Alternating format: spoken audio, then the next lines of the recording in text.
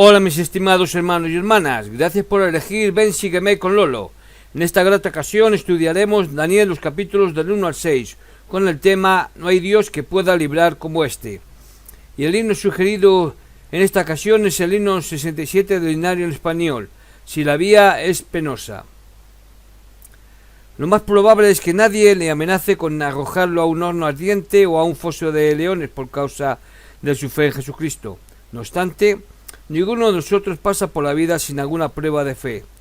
Todos podemos sacar provecho del ejemplo de personas como Daniel, Sadrach, Mesach y Abed-nego, que fueron llevados cautivos por el poderoso imperio babilónico cuando eran muchachos, como se puede ver en Segunda de Reyes, capítulo 24, versículos del 10 al 16.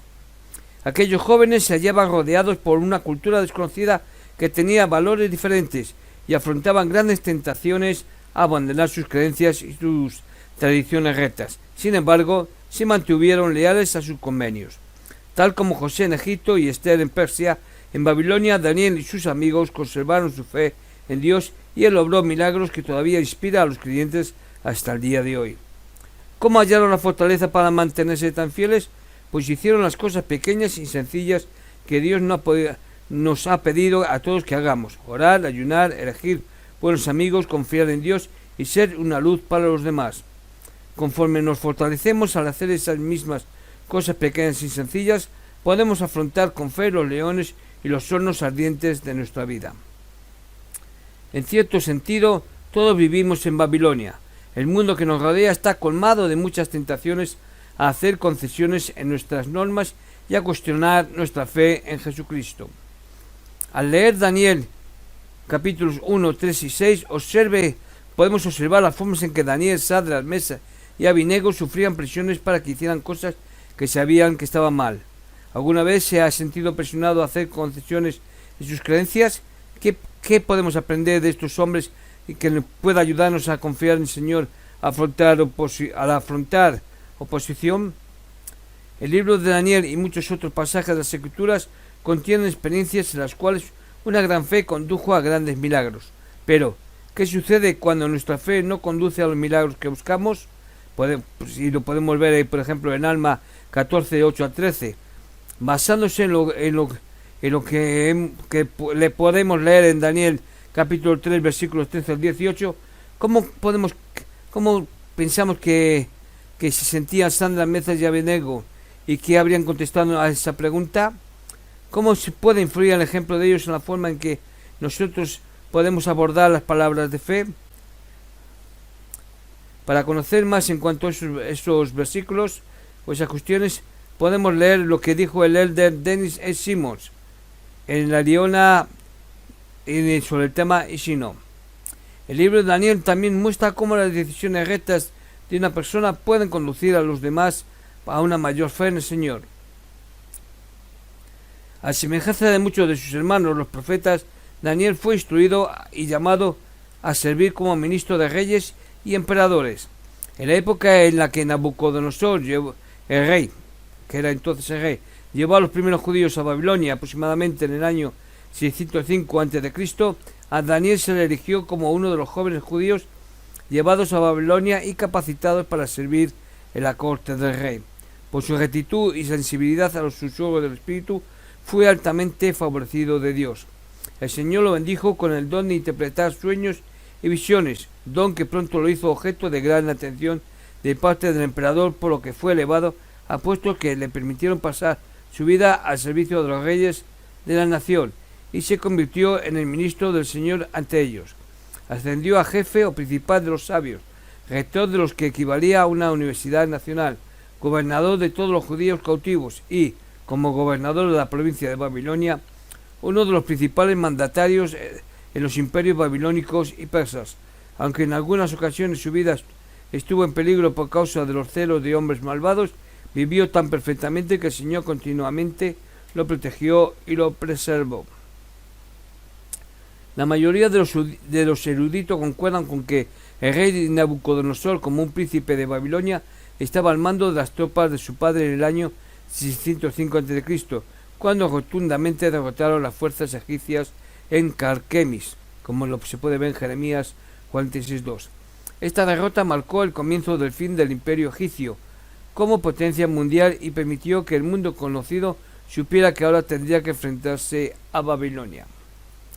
Nabucodonosor persiguió a los egipcios hacia el sur y cerca de Hamad en Siria les dio una peor derrota, asegurando así Siria y Palestina para el imperio babilónico que se encontraba en franca expansión. Tal como se ve en Daniel 1.1, esta persecución resultó en el sitio de Jerusalén durante el tercer año del reinado de Joacim, luego de lo cual Judá quedó como nación vasalla de Babilonia durante los 3 años siguientes, como se puede ver en Segunda de Reyes 24.1. En aquella ocasión muchos de los más finos utensilios del templo fueron llevados como tributo a Babilonia, como se puede ver en Segunda de Crónicas 36.7.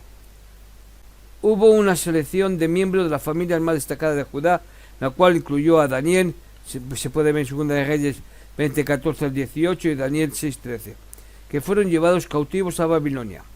En algún momento de esta campaña, Nabucodonosor se enteró de la muerte de su padre, y dentro del año volvió a Babilonia para ser coronado rey. Jeremías 25.1. Después sitió 2 veces más a Jerusalén, llevando más cautivos en ambas ocasiones, y finalmente destruyendo la ciudad en el año 587 a.C. Por evidencia existente se cree que a Daniel y sus 3 compañeros se les llevaron al cautiverio durante el primer exilio. Daniel 1.6. Daniel vivía en Jerusalén cuando Ley vivía allí, pero no hay indicios de que se conociera. Con una curiosidad, Sinar era la llanura del territorio del delta entre el Tigris y el Éufrates, donde estos ríos se unían al Golfo Pérsico. Era el antiguo territorio de Caldea o Babilonia. Recordatorio de algo que aprendimos semanas atrás, y es lo que es un eunuco. Un eunuco es un vocablo de origen griego que significa el que cuida la cama. En el sentido estricto y apropiado de la palabra, se trata de individuos que tenían el oficio de chambelanes en los palacios y casas grandes, pero siendo que el temperamento celoso y corrupto del Oriente requería que este cargo estuviese en manos de hombres privados de su virilidad, el vocablo naturalmente llegó a denotar individuos en esa condición. Pero en vista de que algunos de estos hombres llegaron a ser consejeros confidentes de sus amos o señoras reales, el vocablo ocasionalmente se usaba para denotar personas de tal posición sin siquiera indicar algo referente a su estado de virilidad. El vocablo eunuco se refiere a oficiales que trabajaban en el palacio, fuera realmente eunucos o no, es decir, que tuvieran virilidad o no. Otra duda: ¿cuánto duró el cautiverio de Daniel en Babilonia? Daniel estaba entre los que fueron llevados en el primer cautiverio y permaneció en Babilonia como con muchos de los demás judíos, aun después de que la mayoría habían vuelto a su propia tierra para reconstruir el templo y la nación. Estuvo en Babilonia sirviendo a varios reyes por el lapso de los 70 años del cautiverio. Se puede ver en Jeremías 25.11 y 29.10. Aunque no hay indicación de que su edad en la época en que le llevaron, aunque no hay indicación de qué edad tenía en la época en que lo llevaron cautivo. Daniel 1.21 muestra que vivió por lo menos hasta los 80 años. Veamos ahora Daniel 2.5. ¿Realmente olvidó Nabucodonosor su sorprendente sueño? Eliste Ramusen hizo el siguiente comentario, es decir, un historiador, un erudito, en cuanto al sueño del rey. En el versículo 5, la frase "el asunto lo olvidé", probablemente es una traducción errónea y debería ser "el asunto ciertamente está conmigo", dado que en el texto original se emplea el término persa azda, cierto. En el versículo 9, el rey da a entender que sabe lo que soñó. Por lo tanto, si los intérpretes pueden decirle cuál fue su sueño, él se dará cuenta que ellos saben lo que están diciendo y podrá tener confianza en la interpretación. La reacción de Daniel y sus amigos al peligrar su vida por motivo de la sentencia del rey ilustra la aplicación de un principio enseñado por el presidente Harold Berry. Mediante la fe en Dios podéis estar en comunión con el infinito, y mediante el poder y sabiduría obtenido de vuestro Padre Celestial podéis manejar los poderes del universo con el fin de que os sirvan en la hora de necesidad. es la solución de problemas demasiado grandes para vuestra fuerza o inteligencia humanas. Aunque el rey creyese que Daniel había dado la interpretación de su sueño, éste aclaró que no era él, ni ninguno de los adivinos o agoreros, quien podía establecer la naturaleza del sueño y su interpretación.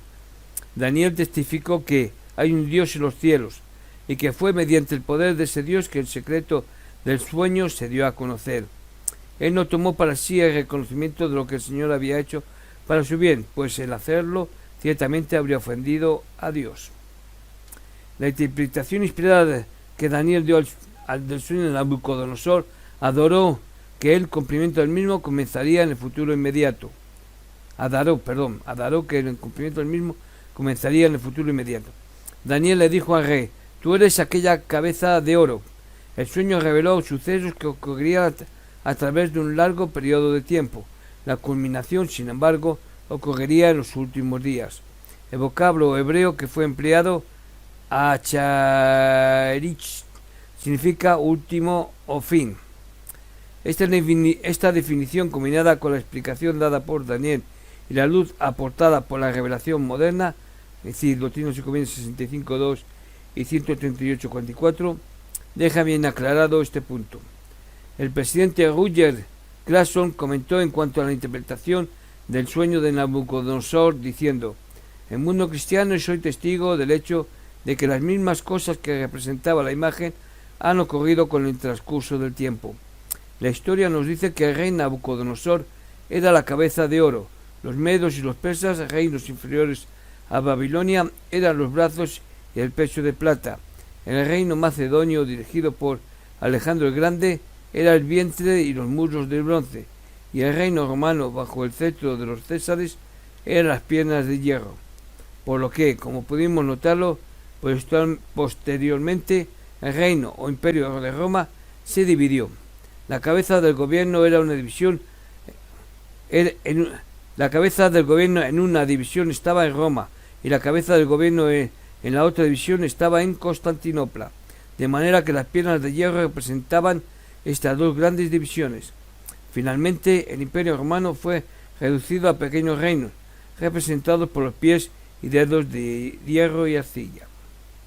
El Lerner o Soprat, al explicar por qué los dedos de los pies estaban hechos en parte de hierro y en parte de barro, dijo que los pies y dedos eran gobiernos más modernos que nacieron del reino de hierro, imperio romano, después de que aquel reino perdió su fuerza. Estos son representados por 10 dedos o 10 reinos, que en parte serían fuertes y en parte débiles. No tendrían la fuerza de las piernas de hierro, sino que estarían mezclados con barro, indicando al mismo tiempo fuerza y debilidad. El presidente Spencer W. Kimball aclaró mal la profecía, dando la siguiente explicación: Roma sería reemplazada por un grupo de naciones de Europa representada por los dedos de la imagen. Una vez delineada la historia del mundo, y aquí la verdadera revelación. Daniel dijo: y los días de estos reyes, refiriéndose al grupo de naciones europeas, el Dios del cielo levantará un reino que no será jamás destruido. Esta es una revelación concerniente a la historia del mundo, cuando una potencia del mundo sobrepasaría a otra hasta que hubiera numerosos reinos pequeños para compartir el control de la tierra. Y fue en los días de estos reyes que no se daría poder a los hombres, sino que el Dios del cielo establecería un reino, el reino de Dios sobre la tierra, el cual nunca sería destruido ni dejado a otro pueblo. La Iglesia de Jesucristo de los Santos Últimos Días fue restaurada en 1830, después de numerosas revelaciones provenientes de Dios, y este es el reino establecido por el Dios del cielo, que nunca será destruido ni sobrepasado, y la piedra cortada del monte no por vano, que llegaría a ser una gran montaña y que llenaría toda la tierra. La sección 65 de Doctrinas y Convenios habla del cumplimiento del resto de la profecía de Daniel. El profeta José Smith oró para que el reino eclesiástico de Dios, que fue establecido en la tierra en su época, pudiera avanzar a fin de que llegara el futuro reino del cielo. Pero durante el milenio el reino de Dios continuará en la tierra, pero en esa era será un reino eclesiástico y político. Esto es, la Iglesia, que es el reino, tendrá el mando y gobierno de mundos humanos. Esto lo dijo Bruce R. McConkie y está en Doctrina Mormona, página 416. Este reino milenario también puede ser llamado apropiadamente el reino del cielo, tal como lo designó José Smith en su inspirada oración que se encuentra en la sección 65 de Doctrinas y Convenios. Al dar la oración ejemplar, el Señor enseñó a los santos que debían orar por el establecimiento de ese reino. En esa oración dijo: venga tu reino, Mateo 6:10. También véase también Joseph Finn Smith en Doctrina de Salvación 1, 218-219. En su visión, cuando vio que la piedra rodaba y desmenuzaba la imagen, lo que Daniel realmente vio fue el surgimiento del reino de Dios, reino que finalmente se extendería en toda la tierra. El presidente Brigham Young enseñó lo siguiente: el Señor Dios Todopoderoso ha establecido un reino que blandirá el cetro de poder y autoridad sobre todos los reinos del mundo y que nunca será destruido. Ese reino que vio Daniel y acerca del cual escribió. Tal vez algunos consideren una tradición decir que el reino de aquel profeta anunció ya está establecido. No podemos evitar que piensen así, pero sabemos que lo que decimos es cierto, e invitamos a las naciones a creer en nuestro testimonio. El reino continuará creciendo, expandiéndose y prosperando más y más. Cada vez que sus enemigos intenten derrocarlo, se extenderá más y será más poderoso. En lugar de menguar, continuará creciendo, se expandirá más, se volverá más maravilloso y visible para las naciones hasta que llene toda la tierra. El presidente Spencer W. Kimball resumió las cualidades que poseía Daniel y las bendiciones que por su obediencia recibió. El evangelio era lo más importante de la vida de Daniel. La palabra de sabiduría le era vital. En la corte del rey poco se le podía criticar, pero ni siquiera por el monarca estaba dispuesto a tomar vino o a comer desmesuradamente la pesada comida de la corte. Su moderación y la pureza de su fe dieron como resultado salud, sabiduría, conocimiento, habilidad y entendimiento, y su fe le unió más a su Padre Celestial, de manera que recibió revelaciones cada vez que era necesario. Por motivo de haber revelado los sueños del rey por la correspondiente interpretación de los mismos, recibió honor y reconocimiento general, así como presentes y un alto puesto por el que muchos hombres con gusto hubieran vendido sus almas. Daniel no fue el único que sobresalió como joven ejemplar. Sus tres compañeros demostraron la misma lealtad inconmovible y la misma devoción a Dios. De ellos dijo el elder Spencer W. Kimball: recordamos la integridad de los tres hebreos, Sadrach, Mesach y Abed-Nego. Los tres, así como Daniel, resistieron a hombres y mandatarios a fin de ser fieles a sí mismos y de mantenerse leales a su fe.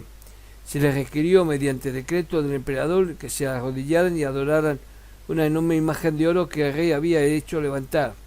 A riesgo de perder casta y posición y de enojar al rey, prefirieron ser arrojados al horno ardiente antes que negar a su Dios. El complot astutamente planeado funcionó tal como sus viciosos autores esperaban. La dedicación de la imagen debe haber sido un acontecimiento extraordinario, ya que asistió gente de cerca y de lejos. ¿Había habido antes una imagen así o un espectáculo similar? 30 metros de oro fundidos en forma de un hombre. ¿Qué podía haber más destellante y más atrayente? Deben de haber habido innumerables multitudes en las calles y en la zona donde la imagen gigantesca se levantaba. Cuando el heraldo anunció el procedimiento y el decreto del que al sonar la música todos debían arrodillarse y adorar a la imagen, y la astucia de los engañadores que contra ellos conspiraban y el temor al rey y a lo que les podía suceder, persuadió a los tres valerosos jóvenes a apartarse de su verdadera senda de rectitud.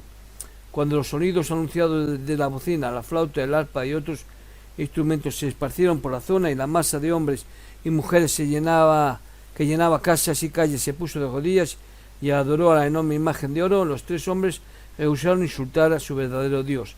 Oraron a Dios y, al enfrentarse al enojado emperador, valientemente respondieron ante lo que podía ser la muerte segura.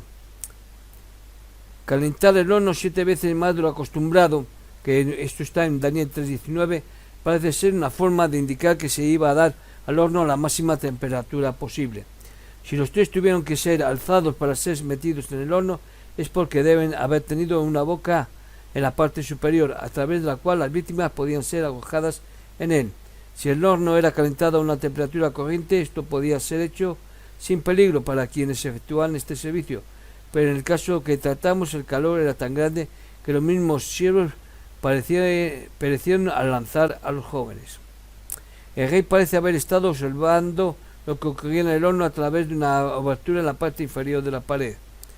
Es evidente por los hechos relacionados con la interpretación del sueño anterior de Nabucodonosor que el rey reconocía el don de Daniel de poder recibir revelación de Dios.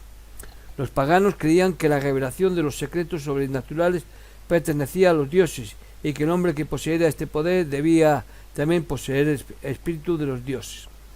Los poderes espirituales de Daniel no convirtieron a Nabucodonosor ni lo apartaron de sus creencias politeístas ni de su creencia en Bel, divinidad suprema de los babilonios.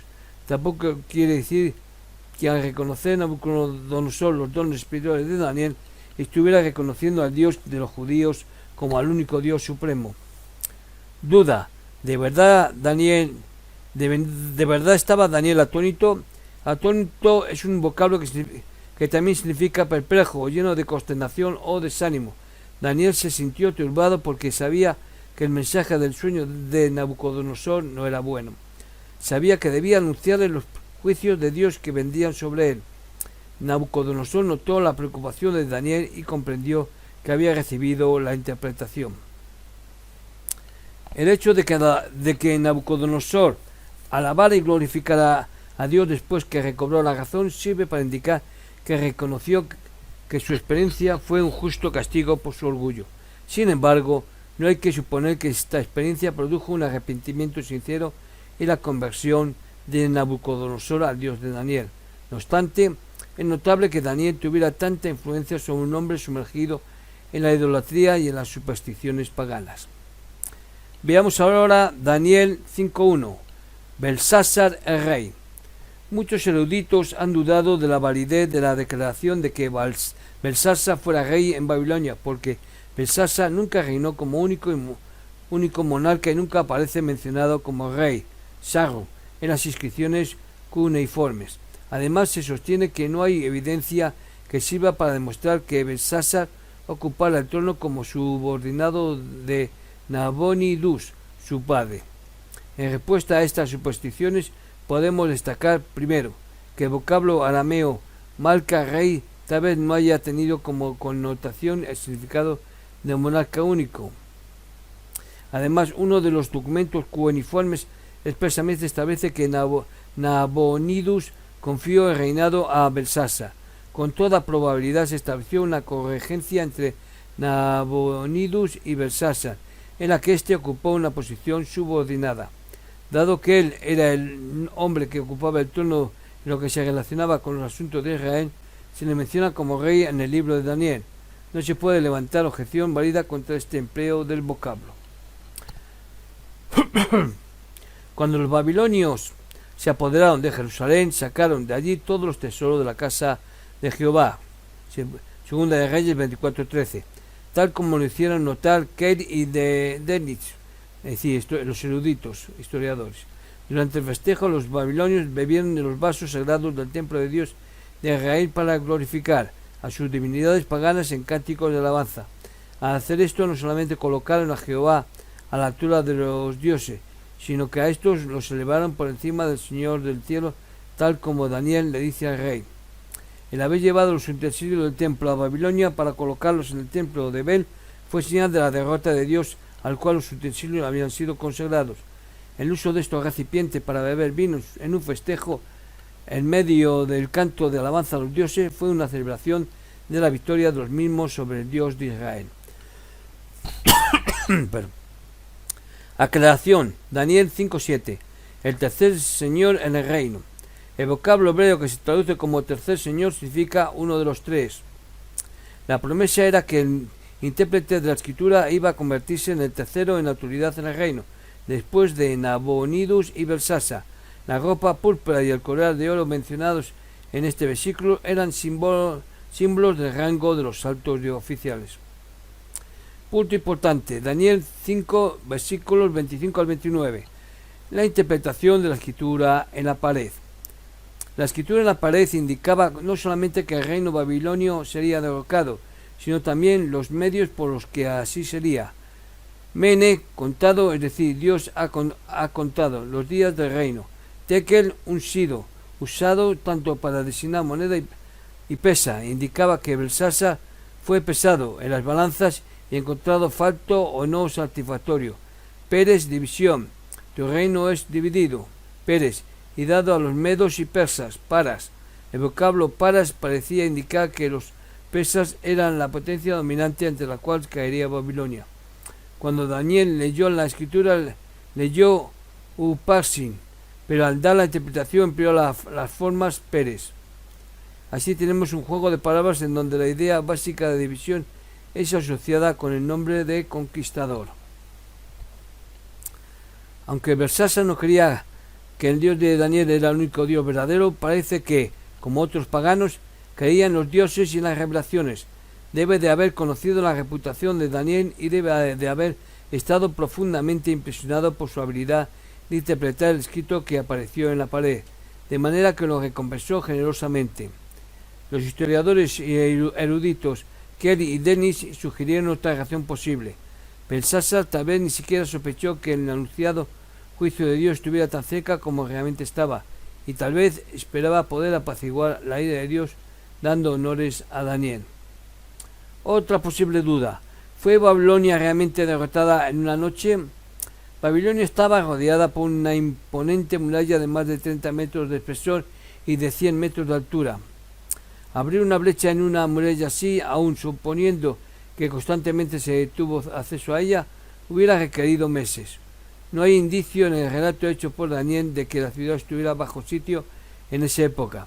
¿Es posible que una ciudad del tamaño de Babilonia y con sus fortificaciones fuera tomada en una noche? Fuentes históricas ajenas a la Biblia indican que eso es exactamente lo que sucedió, respaldando así totalmente el relato hecho por Daniel. El antiguo historiador griego Heródoto relató que Ciro previamente había hecho que el Payacopas, un canal que corría al oeste de la ciudad y que drenaba el exceso de agua del Éufrates hacia el lago de Nitocris, fue vaciado. Por este medio quedó tan poco profundo que los soldados pudieron penetrar por su cauce en la ciudad. Así fue que los persas pasaron por debajo de las gruesas murallas. Harry Thomas Frank comentó las razones por las que la ciudad, después de esto, se entregó tan fácilmente. Las órdenes de Ciro precedieron su llegada a la ciudad. No se tomaría venganza. La ciudad debía seguir su vida normal tan rápidamente como fuera posible. Los dioses que Nabonidus había tomado de las ciudades provinciales, las que también habían recibido buen trato de parte de los persas, debían ser devueltos inmediatamente. Sobre todo no se debía aterrorizar a la población. En verdad, Ciro pensaba cambiar algunas de las normas de Nabonidus, que lo habían hecho blanco de críticas de parte de sus súbditos. Es fácil imaginar la recepción que tuvo Ciro cuando hizo su aparición en la capital, una semana después de la toma de la misma. No era un conquistador, era un libertador, y lejos de instituir un gobierno extranjero sobre el pueblo, Ciro personalmente asumió el papel de Marduk, divinidad principal de Babilonia, en el festival del Año Nuevo, reclamando en esa forma para sí y sus herederos el derecho de gobernar el imperio mediante designación divina. Veamos ahora Daniel 6, 1 al 3. Reconocieron los medos y persas la distinción dada a Daniel por Belsasar en las últimas horas de su reinado. Los historiadores y eruditos Kenny y Dennis comentaron con respecto a este punto lo siguiente: el sucesor de Belsasar habría estado inclinado a reconocer a Daniel en su nueva posición, considerando que, mediante la interpretación hecha por Daniel de la misteriosa escritura proveniente de Dios, la muerte de Belsasar parecía tener aprobación superior, presentándose como si fuera algo decidido en los concilios de los dioses, por lo que el sucesor podía reclamar ante el pueblo que su usurpación del trono era legítima. Tal forma de pensar podía llevarlo a confirmar la promoción de Daniel al oficio que le había sido prometido por Belsasar. Los que son justos no temen a los hombres, su único deseo es servir y honrar a Dios, con la misma fe que sus hermanos Sadrak, Mesach y Abednego habían mostrado al rehusar inclinarse ante el ídolo Daniel rehusó obedecer el abominable decreto que condenaba las peticiones dirigidas a cualquier dios y establecía que las mismas debían ser dirigidas únicamente a la persona del rey. Esta ley inalterable de los medos y persas debe haber sido aterradora para cualquier hombre, pero el fiel Daniel no se dejó intimidar. Había duda en cuanto a lo que él debía hacer. Podía salvar su vida si abandonaba sus oraciones al Dios viviente, pero un hombre íntegro actúa rectamente sin importarle las consecuencias, y Daniel era la integridad misma. Comentaré y os hago saber que en la oración dedicatoria que ofreció para el templo de Jerusalén, Salomón mencionó que los fieles orarían con el rostro hacia la ciudad que tú, Jehová, elegiste, y hacia la casa que yo edifique a tu nombre. Primera de Reyes 8:44. El profeta José Smith una vez aconsejó a los 12 apóstoles que se familiarizaran con la vida de aquellos hombres que, como Daniel, oraban 3 veces al día hacia la casa del Señor. Y el presidente Wilford Woodruff, en la oración dedicatoria del templo de Salt City, dijo: Padre Celestial, cuando tu pueblo no tenga la oportunidad de entrar en esta santa casa para ofrendarte sus súplicas y se encuentren oprimidos y en medio de dificultades, rodeados de problemas o acosados por la tentación, y vuelvan su faz hacia esta tu santa casa y te pidan que los libres, que los ayudes, que se extienda tu poder en bien de ellos. Te rogamos que desde tu santa habitación los mires con misericordia y tierna compasión y escuches su clamor. Esto está en el libro La Casa del Señor que escribió James Thomas en la página 156. Estos profetas nos sugieren que la dirección en la que uno se coloque tenga significado místico, sino más bien que es una actitud o dirección espiritual. Mirar hacia el templo, que es la representación temporal de la casa de Dios, significa que la persona vuelve su corazón hacia el Señor y hacia los convenios hechos en los templos, convenios de ser más como Él. El presidente Woodruff aclaró este punto en lo que dijo luego: o cuando los hijos de tu pueblo en este año venidero se han separado de este sitio por causa ajena y su corazón, recordando tus promesas, vuelvan a este santo templo y clamen a ti desde el fondo de su aflicción y tristeza, que les des alivio y socorro. Humildemente te suplicamos que tu oído se incline a ellos con misericordia, que escuches su voz y les concedas las bendiciones que pidan. Hay quienes han criticado la crueldad de condenar a las mujeres e hijos de esos hombres también.